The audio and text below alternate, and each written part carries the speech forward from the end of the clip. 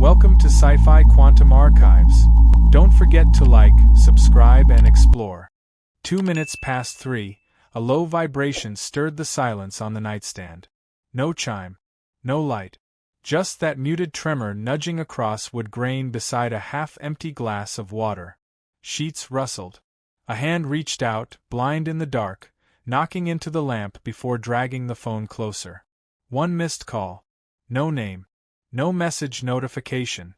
Eyes, still swollen with sleep, stared at the number. It held nothing familiar. No area code he recognized. Just digits, bare and cold. He dropped the phone face down and turned back into the pillow. Rain tapped the glass in soft syncopation. Somewhere, a pipe in the wall groaned like a throat clearing. Outside, headlights crawled along wet pavement, turning the bedroom ceiling into a moving film of pale light and shadow. By morning, he'd forgotten about the call. Coffee brewed slow. The scent filled the kitchen but didn't stir appetite. Shirt half-buttoned, he reached for the phone again. Thumb slid across the screen. One voicemail. The play button blinked. A hiss of quiet static, then a pause. Just enough to feel intentional. Then it came, soft, unhurried, as though nothing had passed since she last spoke. His name. Spoken not as question or warning, but with that slight lift she always gave it. The tone that once meant she'd found something, keys, socks, a half-joking memory. The mug hit the countertop too hard. Liquid sloshed over ceramic and onto tile. He didn't notice. The phone remained against his ear. He replayed it. Again. Again. Each time the same 3 seconds. Just a single breath before and after. The recording never stretched longer. For a while he stood barefoot on the spill, heat from the coffee biting into his skin. The kettle began to whistle behind him, though it hadn't been turned on. It had been 10 years. Not almost. Not around. 10. The number marked on gravestones, in court records, in the way people stopped asking if he was okay. He dug out the old hard drive from the hall closet. Dust clouded the air as the box came open. Laptops from another life. Cables in tangles. External memory once filled with their wedding clips, road trip videos, her voicemails. One saved, erased, then recovered again from folders he thought were hidden. He loaded one. Her laugh from the back seat of a car, wind blowing over the mic. Another clip. Her voice saying his name during a grocery list she was reciting while walking the aisles.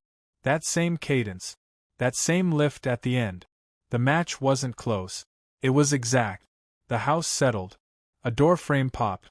In the corner of the living room, a framed photograph leaned slightly left, though no one had touched it. He called the number back. It rang once. Twice. Then stopped. Not to voicemail. Not to a disconnect tone. Just silence. On the kitchen floor, the spill had cooled. Stains curved toward the edge like dried blood around a wound. He replayed the message one more time. The same breath. The same voice. No mistake. Morning light had flattened against the windows by the time the message was copied onto a blank drive. No label. No folder. Just a raw file dragged across the desktop like it might rot if left untouched. The contact hadn't changed in years. Number memorized, not out of affection but muscle memory. Former homicide unit, now tucked away in digital forensics, still answering calls like each one might matter. The voice on the other end sounded half asleep until the file was mentioned. That pulled him upright. No questions. Just instructions. Send it encrypted. Give it 24 hours. Coffee cooled untouched. Not because of the taste but the sound. Every clink of the spoon against ceramic grated. Every drawer slid too loud. The message played on repeat inside his head, but he didn't dare let it play aloud again. Not until someone else heard it first. By evening, the reply came back. 98% match. That was the phrase used. No hedging. No soft language. 98. The margin of error sat like broken glass between the numbers, daring him to walk barefoot across what remained of reason. Her name wasn't spoken in the email. Just the waveform comparison. Sample A, June 2011. Sample B, 3 days ago. Identical breath patterns. Identical tone curve. Even the slight upward shift on vowels when addressing someone she loved. The attachment stared back like an X-ray of a body no longer alive. He called, needing something the numbers couldn't give. A voice. A shrug. Anything human. On speaker, the friend sounded amused. Not cruel, just tired in a way that made everything feel slightly sideways. Said it could be AI. Said people are faking voices all the time now. Said grief rewrites the senses. That memory and longing together can trick any man. He didn't argue. No point. Instead, he walked the hallway. Each picture frame checked with his fingertip. Each door tested twice to be sure it still opened. He whispered her name once, just to measure the way it left his mouth. It felt smaller than before. Less weight. Less air. The phone buzzed once from the kitchen counter. A number with no name. The message contained no words. Just breathing. Familiar. Paced like sleep. Recorded in real time, not pulled from the past. The last 2 seconds held a noise no machine could fabricate. The catch in her throat before saying his name. Something she did only when trying not to cry. 2 days passed without sound. He stopped checking the phone every hour, but not because he felt calmer. Silence had its own shape. It sat on his chest each morning, pressed into his spine each night. Sleep no longer came in full stretches. Short bursts, followed by sudden waking. Every creak of wood sounded like a footstep that didn't belong. Mid-afternoon on the 3rd day, while drying dishes with the window cracked for the breeze, the screen lit without warning. Unknown number. Same digit. His grip tightened around the plate. He let it ring twice before answering. Nothing spoken at first. Just the soft hiss of a line open but waiting. Then came the voice. You left the window open again. Same cadence. Same restraint. Like an inside joke told through gritted teeth. The kind of sentence laced with familiarity no stranger could fake.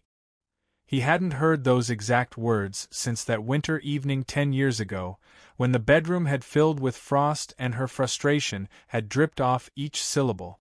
The draft had turned the room cold for hours. The argument had lasted longer. She had gone silent halfway through brushing her teeth, turned the tap off too hard, slipped into bed without a word. The following morning, she'd written a note on the fridge in black ink. That same line.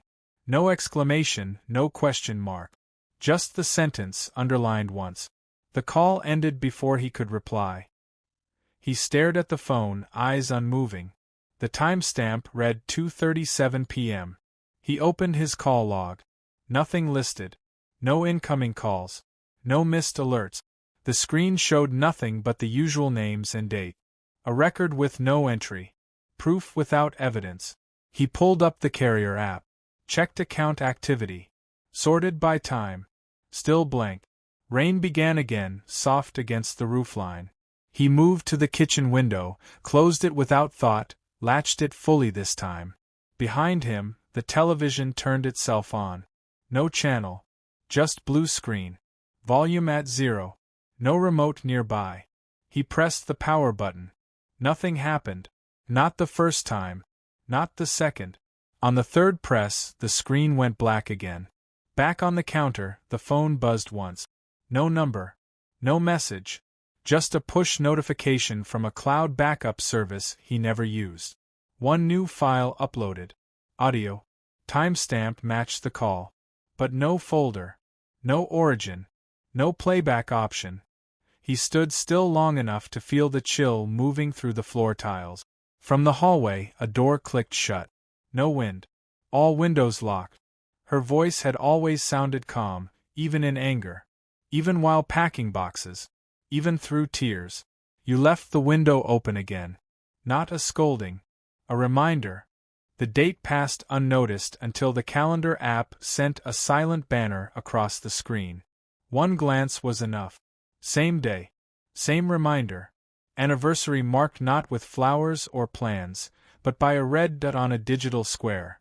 Rain had followed him across the week, stitched into every morning like it belonged there. Outside the pharmacy, headlights moved slow behind streaked glass. Inside the car, He sat motionless, fingers hovering over the booking site. The hotel still existed. Same name. Same facade in the photos. Room 304, if memory served right. Double queen, corner view, heavy beige curtains they never drew closed that night. No reason to go. No logic in it. Still, the cursor hovered. He chose the date. One night. Single occupancy. Credit card approved without hesitation. By evening, traffic had faded into a low drone. The lobby hadn't changed much. New carpet. Same scent. Fabric softener and lemon wax, masked with something artificial. The elevator stalled on every floor. No music. No conversation. The door to 304 opened on the first try. Card swipe clean. Inside, the light took a second too long to respond. Same layout. Same creak in the left side of the bed frame.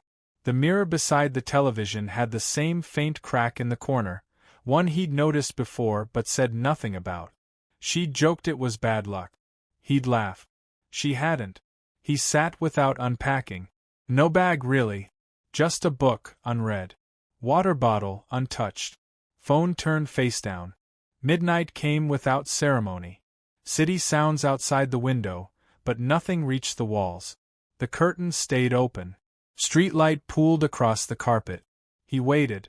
No vibration. No call. No sound.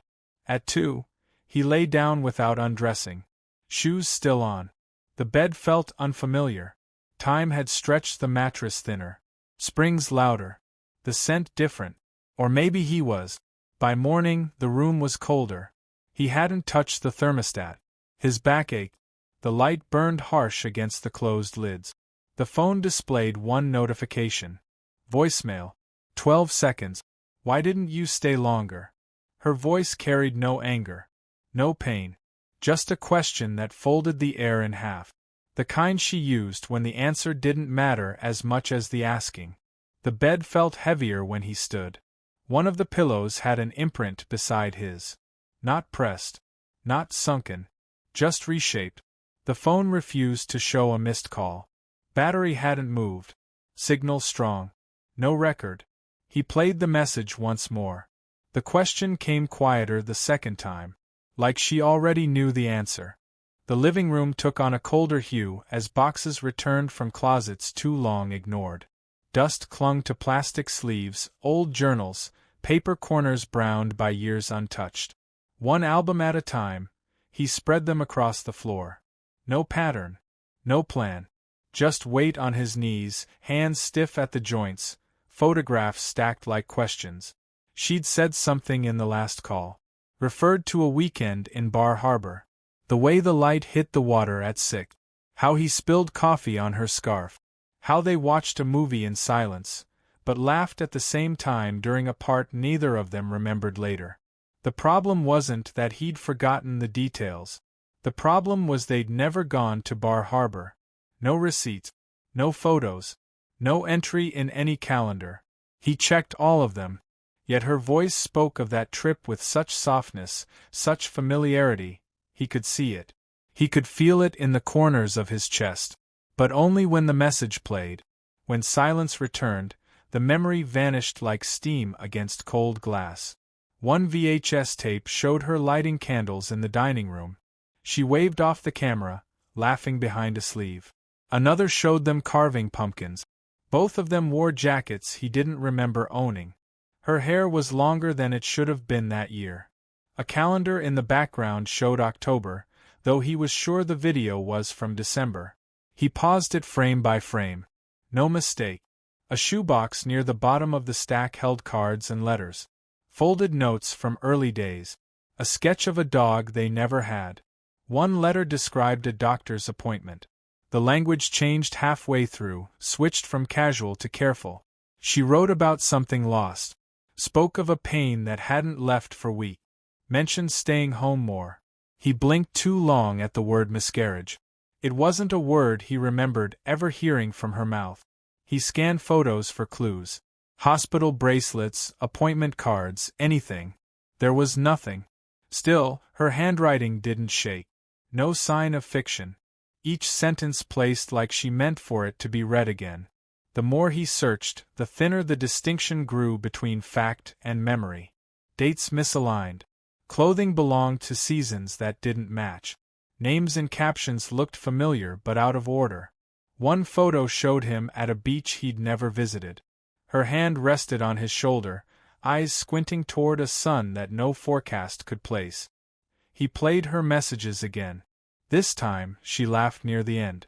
A sound clipped short, like something startled her on the other end. He didn't remember the sound of her laugh changing. But it had. Somewhere between the first recording and the last, it had shifted. Like it belonged to someone who had lived a life just slightly different. Close enough to touch, far enough to forget. Took 3 tries to get the words out. He sat across from her at the small kitchen table, the one with 2 chairs that had never been even. The sugar bowl was empty, but his fingers kept reaching for it, as if something sweet might make the moment less raw. Her eyes moved between him and the phone. No sound in the room except the hum behind the refrigerator, louder than usual, like it was listening. He pressed play. Her expression didn't change at first. Just a stillness that deepened with each word. Halfway through, she folded her arms, not for comfort, defense. At the end, she asked him to play it again. Not because she hadn't heard it, because she had. The second time through, her gaze dropped to the floor. She said nothing while the message ended. Just sat with her back pressed to the chair, eyes narrowed as though searching for something in a room that no longer looked the same. When she spoke, her voice had the shape of someone not surprised. She asked if it was recent. He nodded. She looked past him toward the window, rain moving in sheets across the glass. Said she hadn't told anyone, thought it was stress. Work had been difficult. Sleep had been thin. But the messages hadn't stopped. He asked what they said. She didn't answer right away. Instead, she pulled out her phone, scrolled slowly. Found one saved 3 weeks ago. Played it with the volume low. A man's voice. Worn. Tired. A little broken around the edges. He recognized it before the first sentence finished. His own. But not from any day he could place. Not from any moment he remembered living. The message spoke of guilt. Apologies for something not named. A promise that the door would be left unlocked. A request not to call back. The timestamp matched a day he'd spent driving to a mechanic 3 towns over. No calls made. No messages sent. Nothing spoken into any microphone. She showed him another. This one shorter.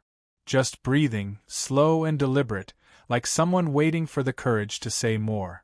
Her name whispered once, barely audible. He asked how many she'd received. 5, she said. All from numbers that left no trail. Each time, she deleted them. Except those 2. Couldn't explain why she kept them. He asked if her mother ever came through. She shook her head.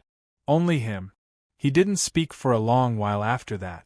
Somewhere in the distance, a car alarm went off, but no one moved. Her coffee had gone cold. His hands wouldn't stop shaking. Not from fear. Not quite. Something slower. More patient. Like a feeling that had waited too long to be named. She asked if he wanted to hear the last one again. He said no. Not yet. The envelope had no return address, just a brittle postmark and a faded stamp barely clinging to the corner. It surfaced during a routine clearing of the hallway drawer, buried beneath spare keys and receipts too faded to matter. The paper inside had yellowed at the edges. A phone company logo in the top corner. Itemized charges below. Landline account long closed. The date stopped him. 12 years ago. The day she died. He hadn't meant to keep it. Most records went out with the boxes that week. But this one had slipped through, tucked under something, or maybe too painful to throw away. He traced the columns with one finger. Call durations, area codes, local and long distance. Halfway down the page, a familiar number. Her mobile. Outgoing. Time of call, 2:11 p.m. Duration, 23 seconds. His heart picked up a rhythm that didn't match the quiet of the house. He checked the death certificate folded into another envelope. Cause of death listed as blunt force trauma from a collision. Time of death, 2:06 p.m. 5 minutes between the two. He ran the math again. The last time he spoke to her had been that afternoon. An argument over something neither of them had the right words for. Tension worn thin. Her voice clipped, tired. His sharper than necessary. Mid-conversation, he'd ended the call. Threw the phone into the passenger seat. Drove to the store and didn't turn back. He'd always assumed the crash happened on the way there. But the bill said otherwise. She'd called again. After the recorded time of death. After the impact. After the silence that was supposed to be final. The number listed was his. She had tried once more. The 23 seconds never connected. No pickup. No voicemail. Just a ring lost to the wind and sirens, and maybe her final breath. His hand shook against the page. Not from cold. Not from fear. From something older. Regret that had aged quietly, waiting in drawers like this one. He opened his phone. Scrolled back as far as it allowed. No trace. No history before the upgrade 5 years ago. Nothing to show the last words they ever exchanged. He remembered ending the call. Remembered the sound of her voice cut short. Remembered thinking it would pass. That she would get home, slam a door, cool off. He never asked what road she had taken. Never questioned the delay. But the timestamp didn't lie. She had called him after dying. Or the world had marked her gone too early. Either way, someone had been wrong. And he had missed her final reach. Not because of distance. Because he let it ring. The streets hadn't changed much. New signs, fresh paint on the curb edges, but the shape of the road remained. He parked near the intersection, engine off, seatbelt still buckled. Rain tapped gently against the windshield, just enough to blur the view. The same stretch of pavement. The same turn. The one she never finished. He pulled records from a drawer buried beneath tax forms and old warranty slip. The police report still carried a faint chemical smell, as though the ink had never fully dried. Diagrams sketched in quick lines showed impact points, direction, estimated speed. A late model sedan struck the passenger side. No braking. No swerve. The words non-survivable injury circled in red pen by an officer whose name meant nothing now. But that was only part of it. He filed a request for traffic footage. Took days. Hours on the phone. Permission from a county clerk who spoke like she was reading from a script. The clip arrived on a disc without a label. He watched it in silence. Slow motion. Frame by frame. Her car moved into view. Brake lights flared. Then nothing but metal folding into metal. It wasn't immediate. The timestamp showed movement after impact. A shift. A struggle. The door tried to open once, then stayed closed. Emergency crews arrived 4 minutes later. One figure leaned through the driver's side, stayed still. Another reached for something across her lap. The next file came from a paramedic's field note. Conscious upon arrival. Labored breathing. Responsive to light. Attempted speech. Phone found in right hand. Screen active. Call in progress. No duration noted. Just the detail that it had not disconnected. The call remained open. Battery drained to 15%. He read that line again. Call in progress. She had called. Not once, not on impulse. Not as reaction. It was deliberate. A last reach. The instinct to connect in the most human way possible. He sat with the paper pressed flat on the table. His thumb rested on the edge of the report. That was the hand he'd used to end the conversation earlier that day. The hand that chose silence. The weather that afternoon had been overcast. Wind out of the east. Slight drizzle reported across county lines. Not enough for traction loss. Not enough for blame. He traced the route she must have taken. Mapped every street, checked every timestamp. Her call came 3 minutes before impact. Not 5. Not after. The margin was smaller. Tighter. She must have dialed while stopped at a light. No other explanation. He remembered the ringtone vibrating against the console. Remembered the moment his hand hovered above the screen. watched it go dark without touching it. At the time, it had felt right. They were angry. Space seemed fair. Now, the numbers said otherwise. Her final act wasn't panic. It wasn't fear. She had reached for him. He hadn't answered. The phone stayed silent for 7 days. Not a buzz. Not a blink. No missed numbers tucked between app alerts or pocket dials. Just the ordinary quiet of a screen gone still. Morning came slow. Coffee without sound. Sunlight across the floor in stripes, broken only by the blinds he hadn't adjusted in years. He moved through the house without checking the device. Not because he forgot, but because something had settled. Not peace. Not closure. Just a stillness heavier than grief, lighter than hope. He spoke her name once while folding laundry. Not aloud. Not fully formed. More breath than voice. It didn't echo. It didn't summon anything. The silence remained, not indifferent, just done. Upstairs, the old answering machine blinked once in error. A false memory trapped in plastic. He unplugged it without hesitation. In the drawer beside the bed, the bill still lay folded between 2 envelopes. Not opened again. Not destroyed. Just present. A record of the moment he had failed to answer, a timestamp carved into paper like a scar. He sat on the edge of the mattress. Phone unlocked. Voice memo app open. No script. No rehearsal. He spoke slowly. No title. No apology. No dramatics. Just truth. I should have answered. His voice cracked once in the middle. Not from emotion, but from time. It had been years since he'd spoken into a void expecting nothing back. He paused. Added 2 more words. That's all. He listened to the recording once. Eyes on the wall. Nothing changed. He hovered over the save icon. Chose delete. The message vanished without ceremony. Outside, wind pressed gently against the glass. A car passed without slowing. Somewhere in the house, an old floorboard shifted under its own weight. He stood. The silence didn't accuse. It didn't forgive. It simply waited to be lived in. Thank you for watching and sticking with me to the end. Now, if you believe humanity deserves a future among the stars, do subscribe now. Only those who'd abandon Earth to its fate will scroll past.